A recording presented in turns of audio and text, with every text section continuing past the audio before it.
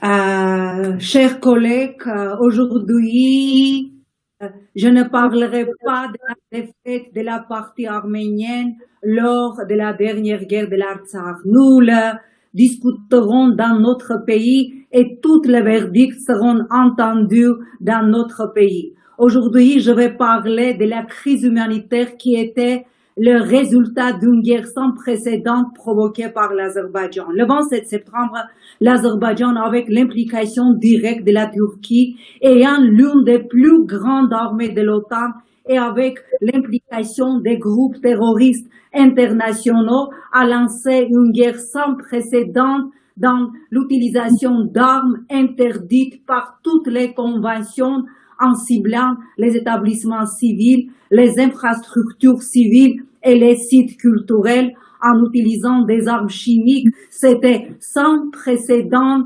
avec une cruauté inhumaine envers les prisonniers de guerre. Je peux même vous montrer, chers collègues, les cadres prises des médias azerbaïdjanais qui montrent les tortures inhumaines et les humiliations infligées à nos soldats captifs, mais je ne serai pas si cruel à votre égard. Cependant, chers collègues, je voudrais vous poser une question. Avez-vous essayé de vous mettre à la place des parents du soldat dont le fils a été décapité par les terroristes turco-azerbaïdjanais et dont la photo a été envoyée aux parents?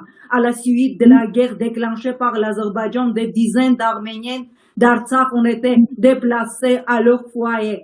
Qu'est-ce que c'est sinon une catastrophe humanitaire? Ce que le duo allié Erdogan a fait dans cette guerre est un crime de guerre avec toutes les réglementations juridiques internationales et doit être reconnu comme tel. Le 31 décembre, le président de l'Azerbaïdjan, parlant des militaires arméniens détenus en captivité dans leur pays, a déclaré qu'ils ne sont pas des prisonniers de guerre, mais des terroristes. Les déclarations de ce genre violent gravement les procédures humanitaires d'après-guerre et les exigences internationales en matière de droits humains. Les militaires arméniens capturés par les militaires azerbaïdjanais doivent être libérés immédiatement et renvoyés en Arménie. Cela doit être fait immédiatement et sans aucune condition préalable puisqu'ils ont le statut de prisonniers de guerre. Pendant et après les hostilités de guerre, les autorités azerbaïdjanaises ont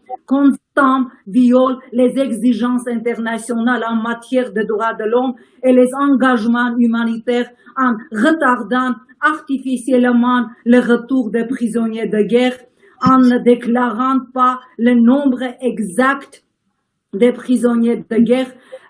Prenant tout ce processus, les autorités azerbaïdjanaises ont continué la torture et le traitement inhumain. Je demande au Conseil de l'Europe d'utiliser son mandat et de faire tout pour le retour des prisonniers de guerre arméniens dans leur parti. Imaginez-vous, chers collègues, un instant à la place d'une mère arménienne qui, pendant ces mois, traverse l'enfer et de l'attente et de la recherche de son fils. C'est la seule demande que j'adresse à vous. Merci, chers collègues. Thank you. Next speaker is Mrs.